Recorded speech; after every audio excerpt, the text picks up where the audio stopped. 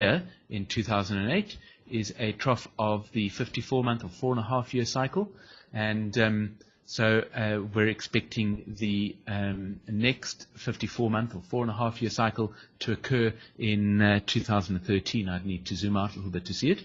There will of course be three 18-month cycles. Now, I know there is a Sentient Trader user. I'm not sure. I haven't seen him online today. There is a Sentient Trader user who believes that there are troughs of 27 months as opposed to 18 months that are active in the gold price. So that's a really interesting concept. But I'll let John speak for himself about that. So according to the standard nominal model of Hurst, there are 3 18-month cycles within each 54-month cycle. And according to this analysis, we have seen 2 of them. And so here is the first one, and I'm going to draw the shapes, which you'll know I like to do. I'm going to draw the shapes of the cycles. Okay, that's the first 18-month cycle. And you can see that as any good 18-month cycle with a positive underlying trend, of course this has a positive underlying trend because of the 54-month cycle having occurred over there. We don't know what's happening to the 9-year cycle because that cycle hasn't been analyzed in this data. But you can see it's a fairly well-behaved cycle shape. It has late peaks. There's the peak. The peak has occurred late in the cycle, as you can see, and so it's a fairly well-behaved cycle. However, I must say that the positioning of the 18-month cycle at that particular trough is very questionable. And so you're probably going to say to me, why has Sentient Trader positioned that trough, this 18-month trough, on that cycle as opposed to that cycle? Well, the answer to that question has to do with how the shorter cycles break up. Sentient Trader considered positioning the 18-month cycle trough over there. But when it looked at the shorter and shorter cycles, the 40-week, 20-week, 80-day, 40-day, 20-day, 10-day, 5-day cycles, it simply couldn't find a satisfactory solution that had well-formed cycles at all of those levels of magnitude. So that is why Sentient Trader has positioned that trough over there. So that's the first thing that makes me wonder whether in fact this analysis is very good, and I suspect it might not be. However, let's have a look at our next cycle shape. Our next cycle shape goes up like that, and then does that. So that's also a fairly well-behaved cycle shape. You can see that we still have a strongly positive underlying trend because the peak of that cycle occurred very late. So that would encourage us to believe that that not only the 4.5-year cycle is pushing price upwards, but probably, in fact, the 9-year cycle as well is pushing price upwards. Okay, let me clear that whiteboard. That is a possible analysis using synchronized troughs. That's if we assume that synchronized troughs do occur in the gold price. Let's zoom right in and talk about what's happened. Let's come back a little bit. Let's talk about what's happened the last few months. And this is where, in my mind, the analysis starts to fall apart, is when you start to have a look at the detail. Let's have a look at what's happened since that big prominent on the 26th of September. As you can see, Sentient Trader has positioned a 20-day trough over there. I should rather just measure those bars. Let me measure those bars. And 24 days elapsed between the trough on the 26th of September and that 20-day trough on the, what date was that? The 20th of October. So that's a very long 20-day cycle. The average length of a 20-day cycle should be 17 days, and you can see at the bottom right of the screen that the average length of the 20-day cycle is running short at about 15 days. So it seems a little unlikely that that cycle really did run that long. And you'll notice something else. Sentient Trader was expecting a trough of the 40-day cycle to occur, and there are the cat and whiskers. It was expecting the 40-day cycle to occur on the 24th of October, and sort of within a range. It's still possible that that cycle could occur. As a matter of interest, the maximum length for a 40-day cycle is 51 days, because that's 1.5 times the nominal length of 34 days. So 51 days have not elapsed yet. So it's still possible that we could see price moving down sharply and forming a very late 40-day cycle trough.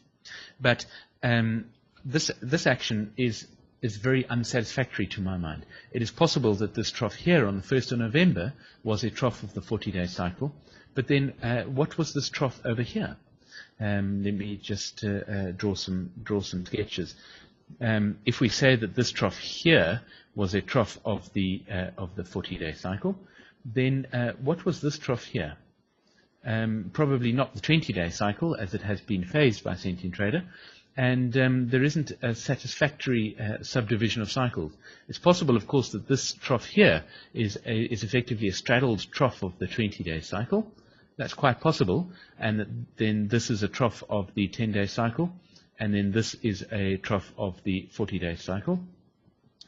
Those are all possible analyses, and one can have a look at them.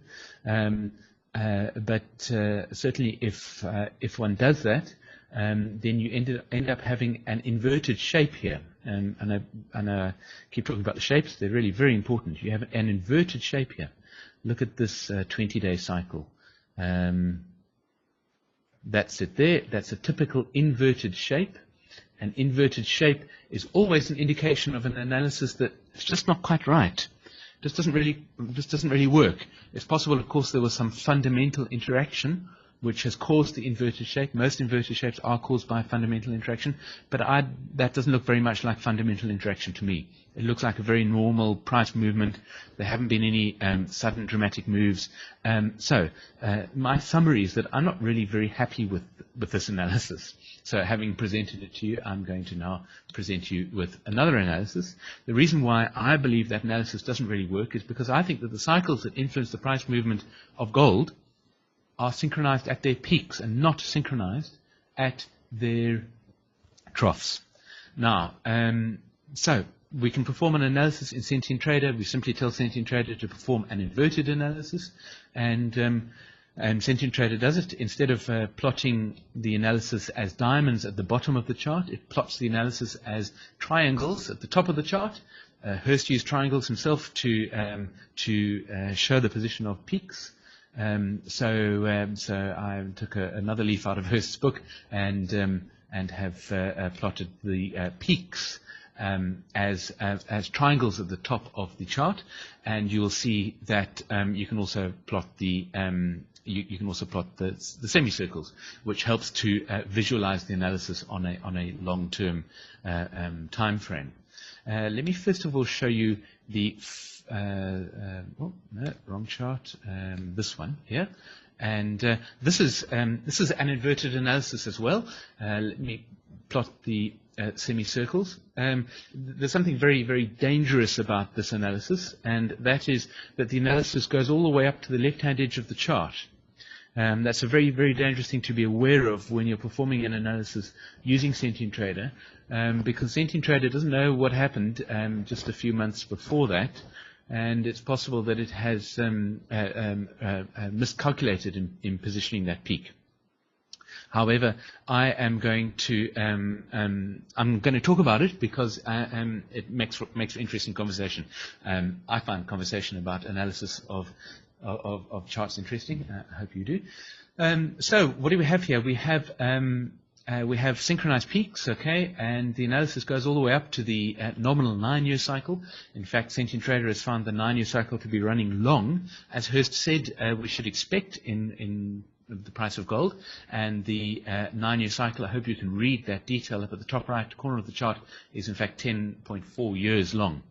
Okay, so according to this analysis, we had a peak of the 9-year cycle, and it gets very complicated and confusing. I know, sometimes looking at an inverted analysis, which is why I thought it might be a challenge to talk about it today, because it's quite a mind-opening experience talking about peaks instead of troughs and all that kind of thing. So let's zoom in on what has happened since then. What has happened since then, of course, let me just change the scaling of the chart. There we go. So that peak back in 2006 was a peak of the 9-year cycle, according to this analysis, and also a peak of the 54-month or 4.5-year cycle.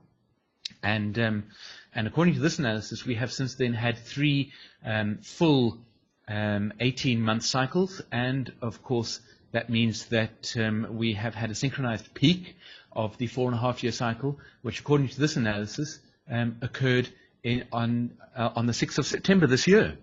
So according to this analysis, the peak that occurred on the 6th of September of this year was a peak of the 4.5-year cycle. Now that's a very bold statement to make, and I've been publishing ST Outlooks with comments about that. In fact, I don't think that this is the correct interpretation. And why is that? Because of what I pointed out right at the beginning, which is that this analysis goes right to the left-hand edge of the chart, and so therefore the positioning of this first peak, if you like, is very, very suspect. It's very dubious. So how do we do that? Well, we simply change the analysis start period, which is what I've done. I changed the point at which the analysis started, and Sentient Trader has reperformed the analysis and has positioned the analysis slightly differently. This is my preferred analysis, finally. It's only taken me 25 minutes. Finally, I'm presenting you with what I believe is a true analysis of gold. Okay, so let's take a look at this analysis. First of all, the data does not go back far enough for me to draw any conclusions about the positioning of a 9-year cycle or 9-year cycle peaks. So all we're talking about here are cycles up to the 4.5-year cycle level, and you can see that I believe that there was a peak of the 4.5-year cycle in early 2003. The next 4.5-year cycle peak occurred in March of 2008, and let's just measure that and see how long that was. That was in fact 60.9 months. So instead of it being 4.5 years, it was a little over 5 years. So again, the cycles do seem to be running a bit longer than nominal, as Hurst suspected, and in his cycles course he wrote a fair amount about it. So our last 4.5-year cycle peak occurred in March of 2008. Now, one of the things that often surprises people when I say that a major peak or a major trough has occurred is that you then expect price to move down for about half the cycle wavelength after